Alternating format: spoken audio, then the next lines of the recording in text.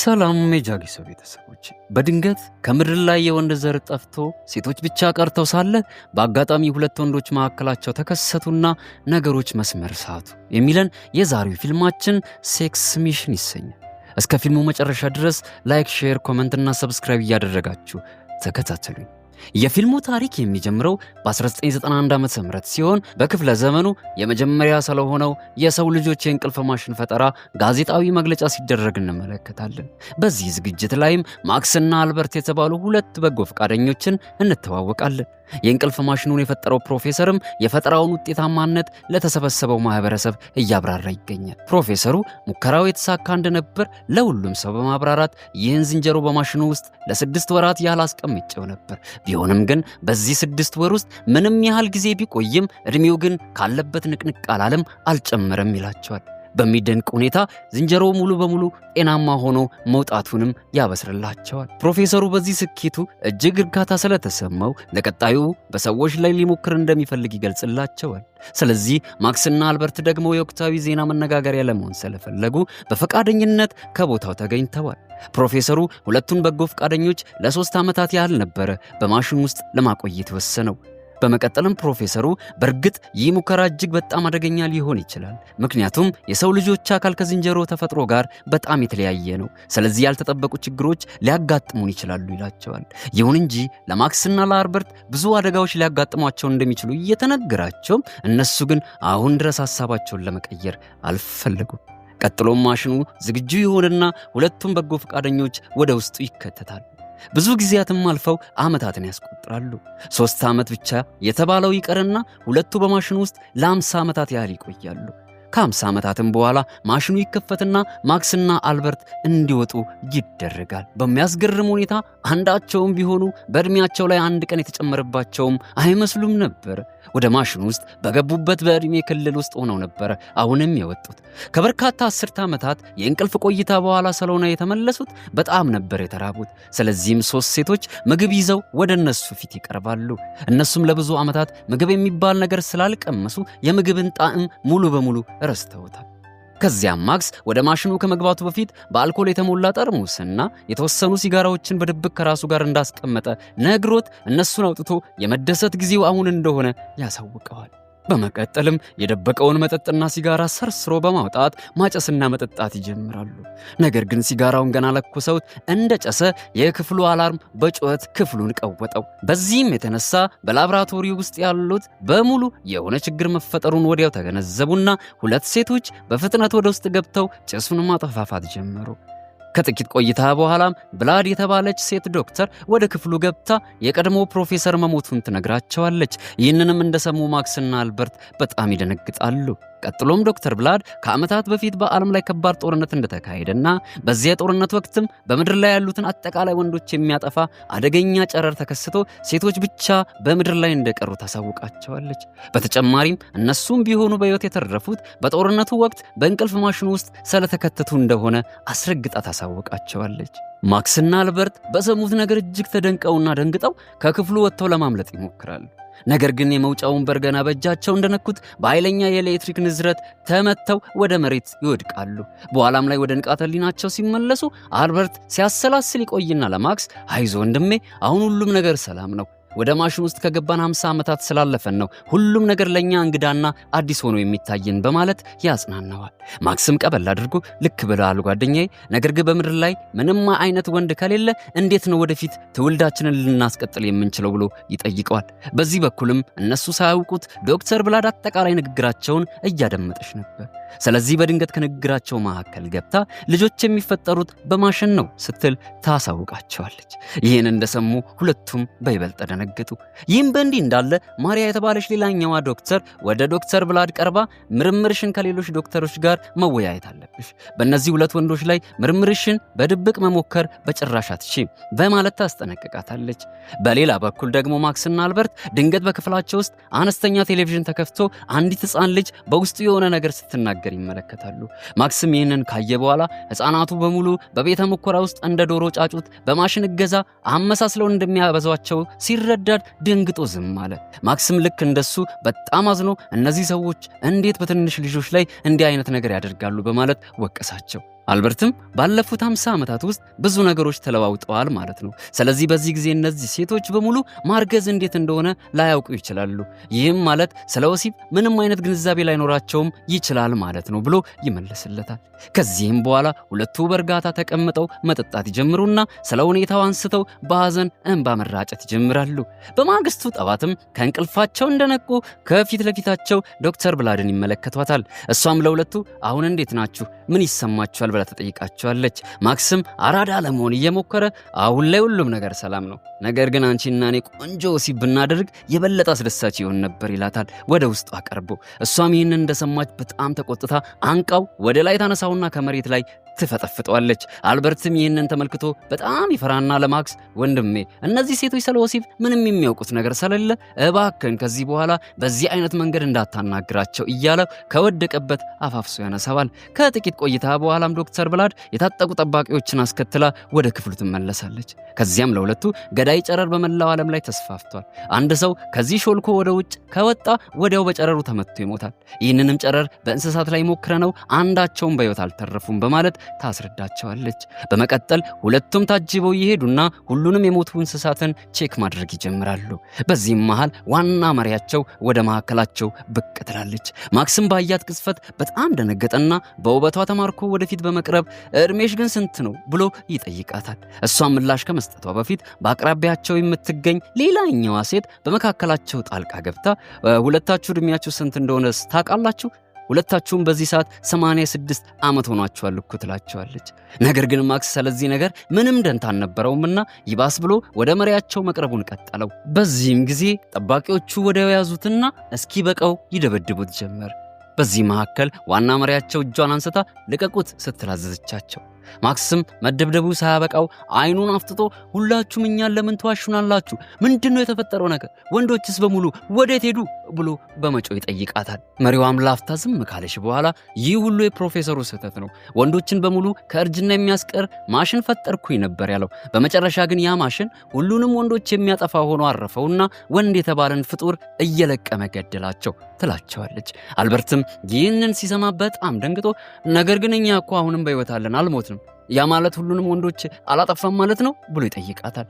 አክሎም እናንተ ከፈለጋችሁ ልጆችን ተፈጥሯዊ በሆነ መንገድ እንድትወልዱ ከእናንተ ጋር ሴክስ በማድረግ ልንተባበራችሁ እንችላለን ይላታል። መሪዋም ይህንን ስትሰማ ፊቷ በንዴት እሳት መሰለ። በቁጣ ከመናገሯ በፊት ግን ድንገት አይኗ በአቅራቢያው በሚገኝ የፖም ዛፍ ላይ ይወድቃል።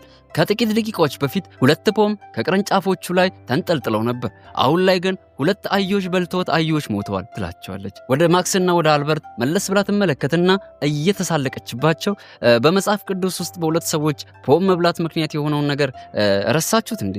ሁሉም ፍጥረት ነበረ ወደ ዘላለማዊ ትርምስ የወረደው። አሁን ደግሞ ሁለታችሁ ያንን ከባድ ትርምስ በድጋሚ መፍጠር ትፈልጋላችሁ ማለት ነው ብላ ተናደደችባቸው።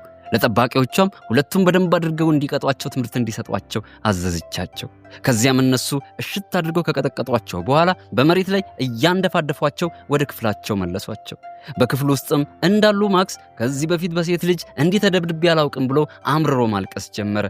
አልበርትም ተበሳጭቶ እየወቀሰው አቁም እንጂ ወንድሜ ይህ ሁኔታ እንዳይሰብር እመነኝ፣ ሁለታችን ከዚህ ክፍል በሰላም እንወጣለን። ከዚህም ቦታ ስንወጣ በውጭ በኩል ሌላ አዲስ ዓለም እንደሚጠብቀኝ እርግጠኛ ነኝ ይለዋል። ይህም በእንዲህ እንዳለ በሌላኛው ክፍል ዶክተር ብላድ በሐሳብ ሰጥማ ወሲብ ማለት ምን ማለት እንደሆነ ለማወቅ እያብሰለሰለች እንመለከታታለን። መልሱንም ፍለጋ በተቋሙ ውስጥ ወዳለች ዕድሜ ጠገብ ትልቅ ሴትዮ ትሄዳለች። ለእሳቸውም ሴክስ ማለት ምን ማለት ነው ብላ ትጠይቃታለች። እሳቸውም በቀስታ 2 ሰዎች በእውነተኛ ፍቅር ሲዋደዱ በደንብ ይቀራረባሉ፣ ገላቸውንም በገላቸው ያገናኛሉ። የእሱም ገላ ወደ እሷ ዘልቆ ይገባል። በአካልም ብቻ ሳይሆን በስሜትና በነፍስም አንድ ይሆናሉ። ይህም ወሲብ ተብሎ ይጠራል። በዚያ አማካኝነትም ልጅ ይወለዳል በማለት መልስ ትሰጣታለች። ከዚያም ለዶክተር ብላድ እያመነታች ታዲያ እናንተ ማክስንና አልበርትን ምን ልታደርጓችሁ ነው ያሰባችሁት ብላ ትጠይቃታለች። ብላድም ቀስቀስ ባለ ስሜት ሁለቱንም ወደ ሴት ልንቀይራቸው ነው ያሰብነው ብላ ትመልስላቸዋለች። አሮጊቷም ዞር ብላ ትመለከታትና ይህ ለነሱ ከሞት የከፋ ቅጣት ይሆናል ትላታለች። በዚህ በኩል ደግሞ ማክስና አልበርት ተይዘው ወደ ሚስጥራዊ ቤተ ሙከራ ይወሰዳሉ። እዚያም ሳሉ ከሆነ ቦታ አንድ ለጆሮ የሚሰቀጥጥ ነገር ያደምጣሉ። የሴቶችን አእምሮ በሚቀይር ሁኔታ በአንድ ወቅት ወንዶች ሴቶችን እንዴት እንደሚያሰቃዩቸው እንዴትስ እንደሚጨቁኗቸው በሚገልጹ የሐሰት ቃላት ታሪኮችን ፈጥረውላቸው በመናገር ውሸትን እንደ እውነት አድርገው እየተናገሯቸው እያሳመናቸው ይገኛሉ። ቀጥሎም አንድ የሚሞላ ባዶ ፎርም ለማክስና ለአልበርት ይቀርብላቸዋል። ፎርሙ የእነሱን ሰውነት ለምርምር መፍቀዳቸውን የሚገልጽ ሐሳብ የያዘ ነበር። ሁለቱም በፍርሃት ተውጠው ቅጹን ካነበቡት በኋላ ለመፈረም ፍቃደኛ እንዳልሆኑ ይገልጹላቸዋል። ከቆይታ በኋላም ከላይ በኩል ያለው የክፍሉ ጣሪያ ይከፈትና ለዳኝነት ክብ ሰርተው የተቀመጡ ብዛት ያላቸው ሴቶችን ይመለከታሉ። እነዚህ ሁሉ ሴቶች የተሰበሰቡት በምድር ላይ መጨረሻዎቹ የሆኑትን ሁለቱን ወንዶች ምን ይደረጉ በሚል ሐሳብ ስለ ዕጣ ፈንታቸው በጋራ መወሰን ነበር የመጡት። እነሱም ሊመጣባቸው ስላለው አደጋ በመገንዘብ እጅግ ደነገጡ። ምንም ሳያቅማሙ በፍጥነትም ከክፍሉ ለቀው በመውጣት ለማምለጥ ይሞክራሉ። ከላብራቶሪው አምልጠው በመውጣት ላይ ሳሉ ከፊት ለፊታቸው ሁለት ሴቶች ድንገት መጥተው ድቅን ይሉባቸዋል። በተስፋ መቁረጥና ግራ በመጋባት ስሜት ውስጥ ሆነው ትንሽ ይቆዩና ድንገት ዘለው ሴቶቹ ላይ በመለጠፍ ይስሟቸው ጀመረ። ሴቶቹም አዲስ በሆነባቸው ክስተት እጅግ ተደናግጠው ወዲያው የድረሱልን ጥሪ ያሰማሉ። በዚህ ድርጊታቸውም የተነሳ አጠቃላይ ሴቶች በጋራ ተመሳሳይ ውሳኔን ይወስናሉ። ሁለቱም ወንዶች በቤተ ሙከራ ውስጥ ለምርምር ይቅረቡ በሚል ይስማማሉ። ማክስና አልበርትም ማምለጣቸውን ቀጥለው ድንገት በድብቅ ወደ ተሰራ የምድር ቤት መተላለፊያ ላይ ይደርሳሉ። በሱ በኩልም ወደ ታች ወርደው ይጓዙና በስተመጨረሻ ተዘግቶ ወደ ተረሳ ትልቅ ክፍል ይገባሉ። በዚያም ወድቆ ያረጀ የመጠጥ ጠርሙስና በርዕሱ ላይ ዓለምን በሙሉ ያጠፋው ጨረርና የወንዶች እልቂት የሚል የተጻፈበት የ1993 ዓ.ም እትም ጋዜጣን ከመሬት ወድቆ ያገኛሉ። ይህንንም አንብበው ከመረዳታቸው በፊት ጠባቂዎቹ በድጋሚ ሊይዟቸው ወደ ሁለቱ ይደርሳሉ። እነሱም ማምለጣቸውን ይቀጥላሉ። እዚህም ጋር ማክስና አልበርት በተቻለው አቅም ወደፊት ተጉዘው ወደ ላይኛው የመሬት ክፍል የሚወስዳቸውን የዋሻ መንገድ ያገኛሉ። መንገዱንም ተከትለው ወደ ላይ በመውጣት ብዛት ያላቸውን ሴቶች በጋራ ሲዝናኑ ተመልክተው በጣም ደነገጡ። እነዚህ ሴቶች የመሪዋን አምባገነን የሆኑ ደንቦች በፍጹም አንከተልም ያሉ አመፀኛ ሴቶች ሲሆኑ የመሪዋ አስገዳጅ ሕግ ምንም ሳይገታቸው በነፃነት እየተዝናኑ ይገኛሉ። ልክ ማክስና አልበርት ይህን ተመልክተው የተስፋ ጭላንጭል ገና ብቅ እንዳለላቸው ጠባቂዎቹ ይደርሱባቸዋል። የተኩስ ድምፅም እንደተሰማ አመፀኞቹ ሴቶች ተደናግጠው በየአቅጣጫው ተበታትነው መሯሯጥ ይጀምራሉ። በግርግሩ መካከልም ማክስና አልበርት በድጋሚ አምልጠው መሸሽ ይጀምራሉ። ለማምለጥ እየሮጡ ወደፊት ተጉዘውም ወደ አንድ ሊፍት ውስጥ ይገባሉ። ሊፍቱም ተጉዞ በሮቹ እንደተከፈቱ ሁለቱ ከዶክተር ብላድ ፊት ለፊት ድቅን ይላሉ። በዚህም ጊዜ ፍርሃት ፊታቸው ላይ ቤቱን ይሰራል። ይሁን እንጂ ዶክተሯ ግን በእርጋታ እጆቿን ዘርግታ አትፍሩ፣ እኔ ልጎዳችሁ አልመጣሁም ትላቸዋለች። እነሱም በጥንቃቄ ለማድመጥ ይዘጋጃሉ። ዶክተር ብላድም እናንተ ወደ ውጭ ከወጣችሁ በሕይወት አትተርፉም በማለት ታስረዳቸዋለች። ማክስም እየበሸቀባት እንደገና እኛን ለማታለል አትሞክሪ፣ እኛ ሞኝ አይደለንም ይላታል። እሷም በእርጋታ በአቅራቢያቸው ወደሚገኝ ማሽን ተወስዳቸውና በአይናችሁ መመልከት ትችላላችሁ ትላቸዋለች። ከዚያም ከውጭው የአገሪቷ ክፍል ጋር የተገናኘ የመመልከቻ መሳሪያ አቅርባላቸው እንዲመለከቱ ታዛቸዋለች። እነሱም በእሽታ ቀርበው መመልከት ሲጀምሩ አንድ አስፈሪ የሆነ ክስተት አይኖቻቸውን ያስደነግጣል። ማለቂያ የሌለው ሰው አልባ ምድረ በዳ ነበረ በጨለማ ታጅቦ የታያቸው። አደጋው አጠቃላይ ምድርን ያራቆታት ሲሆን አንድም በሕይወት የቆየ ነገር አይታይም ነበር። ከዚያም ዶክተሯ በመቀጠል የጨረሩን መረጃ በስክሪን ታሳያቸውና በአደገኛ ሁኔታ ሁሉም ሰው የሞተው በዚህ ጨረር ምክንያት ሲሆን ከዚህ ጊዜም በኋላ የምድር አየር በሙሉ ተመርዞ እሱን ማስተካከል የማይቻል ሆነ ትላቸዋለች። ነገር ግን ማክስና አልበርት ይህንንም ሁሉ ከሰሙ በኋላ በእንቢታ ራሳቸውን ነቀነቁት። ቀጥሎም ማክስ እዚህ ውስጥ ተጠምደን ከምንቆይ ወደ ውጭ ወጥተን ብንሞት ነው የሚሻለን ብሎ ይመልስላታል። የእሷንም ምላሽ ሳይጠብቁ ሁለቱም ወጥተው ለመሄድ ይወስናሉ። ዶክተር ብላድም በዝምታ ስትመለከታቸው ትቆይና በሚያስፈራ ድምጿ እንዲሁ ስትሞቱ ማየትማ አልችልም በማለት ልታስቆማቸው ጠባቂዎቿን ታዝባቸዋለች። በዚህም ጊዜ ጠባቂዎቹ ወዲያው መተውላት ማክስንና አልበርትን ይዘው በድጋሚ እየጎተታቸው ይወስዷቸዋል። ማክስም በጣም ተናዶ አንቺ ራስ ወዳድና ካዲ ነሽ፣ ልትጠቀሚብን እንደሆነ አውቀንብሻል ሲል መጮህ ጀመረ። አልበርትም ይህን ተከትሎ እንዳየውሽ ጥሩ ሰው ነበር የመሰልሽኝ፣ አንቺም ግን ልክ እንደሌሎቹ ክፉ ሰው ነሽ ብሎ ይሰድባታል። ዶክተር ብላድም ምንም ሳትል በቆመችበት ሁለቱ ከአይኖቿ እየራቁ ይሄዱባታል። ከትንሽ ቆይታ በኋላም ሁለት ተጨማሪ ወደ እሷ ዘንድ ይመጡና እንኳን ደስ ያለሽ እድገት ተሰጥቶሻል ሊሏትና ምክር ቤቱ ሁለቱ ወንዶች በቀዶ ሕክምና ወደ ሴትነት እንዲቀየሩ መወሰኑን ያሳውቋታል። ሌላኛዋ ዶክተር ማስቀጥላ ነገር ግን ቀዶ ጥገናውን ከመጀመራችን በፊት የአንቺ የጥናት ውጤትን እንፈልጋለን። ምክንያቱም ከነሱ ጋር ብዙ ጊዜያትን ያሳለፍሽውና ያጠናሽው አንቺ ነሽ። ስለዚህ በአንቺ ጥናት መሰረት አድርጎ ምክር ቤቱ የአሰራር ሂደቱን ያስፈጽማል ትላታለች። ዶክተር ብላድም በእሽታ አንገቷን ትነቅንቅላቸዋለች። ይሁን እንጂ በውስጧ ግን የሆነ ነገር እየተደበላለቀባት ነበር። እሷም ይህን ነገር እንዳልወደደችውና ሁለቱ ወደ ሴትነት እንዲቀየሩ እንዳልፈለገች እንመለከታለን። በሌላ በኩልም ደግሞ ወደ ላብራቶሪ እየተወሰዱ ያሉትን ማክስንና አልበርትን እናስተውላለን። እነሱም ወደ ውስጥ እየገቡ ሴት ከምንሆን መሞትን እንመርጣለን በማለት ይጮሁ ነበር። ቢሆንም ሴቶቹ ግን ማንንም ሳይሰሙ ማክስን ብቻ ነጥለው ወደ ውስጥ አስገብተው ያዘገጃጁታል። ይህም በእንዲህ እንዳለ የማክስ አይን ድንገት በሚስቱ ላይ ይወድቃል። እሷም በንዴት ቀርባው አንተ ያኔ በእንቅልፍ ማሽን ውስጥ ለመግባት ስትወስን ልጅ በማጸኔ ውስጥ እንዳለ በደንብ ታውቅ ነበር። ይሁን እንጂ ለእኔም ሆነ ለልጅ ምንም አይነት ደንታ አልሰጠህም ስትል ትናገረዋለች። በዚህም ጊዜ ዶክተር ብላድ ወደዚያ ስትመጣ ተመልክተው ቀዶ ጥገናውን ልታከናውን ነበር ይመሰላቸው። ይሁን እንጂ እሷ ግን ሁለቱንም ከዚያ ማዕት ውስጥ አውጥታቸው በማስመለጥ መሸሽ ይጀምራሉ። ነገር ግን አልበርት የማደንዘዣ መርፌ ተወግቶ ስለነበር አስፈሪ በሆነ ሁኔታ መዳከሙ እየባሰበት ነበር የሄደው። ወደ ላይ እንደወጡም ሁለት ጠባቂዎችን ይመለከቱና ዶክተር ብላድ ጠባቂዎቹን ቶሎ ብላችሁ ልብሳችሁን አውልቁና ለሁለቱ ወንዶች ስጧቸው ብላ ታዛቸዋለች። ከዚያም በኋላ ለሁለቱም ከጨረር ለመከላከል የሚያስችላቸውን ልብሶች ተሰጥቷቸው ይለብሳሉ። በመቀጠልም እነሱን ለማስመለጥ የተቻላቸውን ማድረግ ይጀምራሉ። ወደ ላይ ደርሰውም የዋናውን በር ለመክፈት ቢሞክሩም አልከፈት ይላቸዋል። ዶክተር ብላድም ለጠባቂዎቹ በሩ ለምንድን ነው የማይከፈትልኝ ብላ ትጠይቃቸዋለች። እነሱም የሚስጥር ቁጥሩን የምታውቀው መሪያችን ብቻ ናት ብለው ይመልሱላታል። ማክስም ይህንን ሲሰማ በጣም ተናዶ ሁሉንም አጥረግርጎ መሳደብ ይጀምራል። ነገር ግን በዚህ ሰዓት በሩ ድንገት ወለል ብሎ መከፈቱን ሁሉም አስተዋሉት።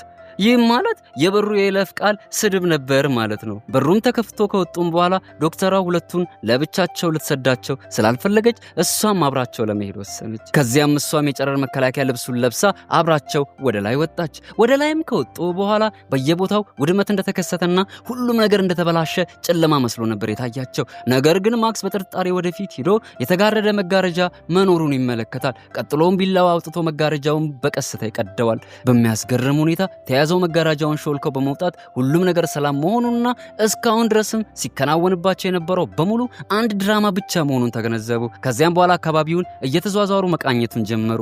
በዚህም ጊዜ የባህር ዳርቻ ላይ መሆናቸውን ተመልክተው በጣም ደስተኞች ይሆናሉ። ነገር ግን ከጥቂት ጊዜ ቆይታ በኋላ የሁሉም የኦክሲጅን መጠን እየቀነሰ ይመጣል። ይሁን እንጂ ማክስ ግን በድፍረት ልብሱን አውልቆ በዚያ ምንም አይነት ጨረር የሚባል ነገር እንደሌለ አስተዋለ። በእውነት መሪያቸው ሁሉንም እያታለለቻቸው ሲሆን አብረዋት ያሉት ሴቶችም በሙሉ ያለችውን አምነው ነበር በዝምታ የተቀመጡት። ቀጥሎም ትንሽ ወደፊት ተጉዘው ከአንድ ትልቅ ግቢ ይደርሳሉ። በቤት ውስጥም ብዙ ምግቦችና መጠጦች ስለሚገኙ በፍጥነት ወደ ቤት ውስጥ ገብቶ መመገብ እንደጀመሩ ብዙም ሳይቆይ ኤማ ተከትላቸው ወደዚያ ተመጣና ሽጉጥ ደቅና በቁጥጥር ስር ውላቸዋል ትላቸዋለች።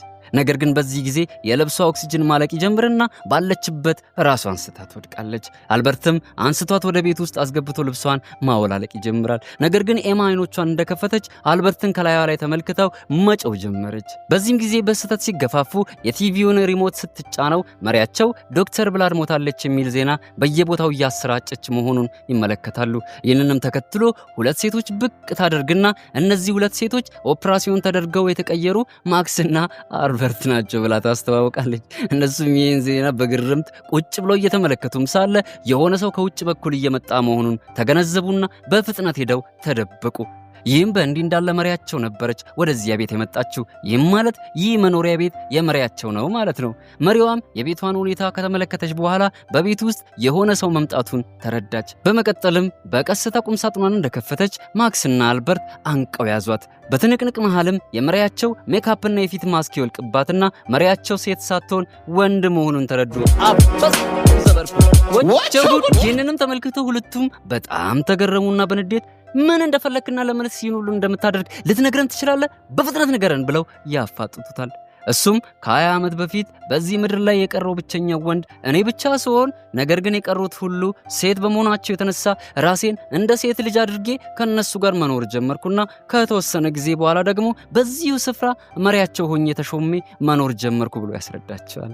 ከዚያም ማክስና አልበርት ለምንድነው ታዲያ ለእነዚያ ሴቶች ከላቦራቶሪ ውጭ ምንም አይነት ጨረር የሚባል ነገር እንደሌለ ያልነገርካቸው ብለው ያፋጥጡታል። በዚህም ጊዜ እሱ ከዚህ ቀደም በዓለም ላይ ገዳይ ጨረሮች ነበሩ፣ ነገር ግን ቀስ በቀስ ጨረሩ እየጠፋ ሄደ። ይሁን እንጂ እኔ ግን እውነቱን ለመናገር ድፍረት አላገኘውም ነበር፣ ምክንያቱም እነዚያ ሁሉ ሴቶች በማሽኑ ተዳቅለው የተፈጠሩ ነበሩ ብሎ ይመልስላቸዋል። ከዚህም በኋላ ማክስ እና ዶክተር ብላድ ለወሲብ መቀራረብ ይጀምራሉ። አልበርትና ኤማም እነሱን ተመልክተው ለሴክስ ይዘገጃጃሉ። በማግስቱም ሁለቱም ከመሪው ጋር ተያይዘው ልጆች ወደሚፈጠሩበት ላቦራቶሪ ይጓዛሉ። ከዚያም በማሽኑ ውስጥ የራሳቸውን የዘር ፍሬ ከፎርሙላ ጋር ቀላቅለው ጨምረውበት ይወጣሉ። በሚቀጥለው ጊዜ ከሚፈጠሩ ልጆች መካከል ወንዶችም እንዲወለዱ የተቻላቸውን ጥረት በሙሉ ያደርጋሉ። ከጥቂት ወራትም በኋላ ልጆቹ ሲወለዱ ከተወለዱት መካከል አንዱ ብቻ ወንድ ሆኖ ተወለደ። ነገር ግን ነርሷ የተወለደውን ልጅ ጾታውን በደንብ ካስተዋለች በኋላ በድንጋጤ እሪ ብላ መጮህ ጀመረች። ምን አይታ እንደጮች ግን ፈጣሪ ብቻ ነበር የሚያውቀው። ምክንያቱም ፊልሙ እዚሁ ጋር ያበቃል። ነርሷ ምን አይታ የጮች ይመስላችኋል? እስኪ ግምታችሁን በኮመንት አሳውቁኝ። ለነበረን ቆይታ ከልብ አመሰግናለሁ። ቀጣይ የሚሰሩ ቪዲዮዎች በቶሎ እንዲደርሷችሁ ሰብስክራይብ አድርጋችሁ የደውል ምልክቷን ማብራታችሁን እንዳትረሱ። በሌላ ቪዲዮ ተመልሰን እስክንገናኝ ድረስ ሳምንቱ የእናንተው ይሁን። ጃጊሶ ፊልሞች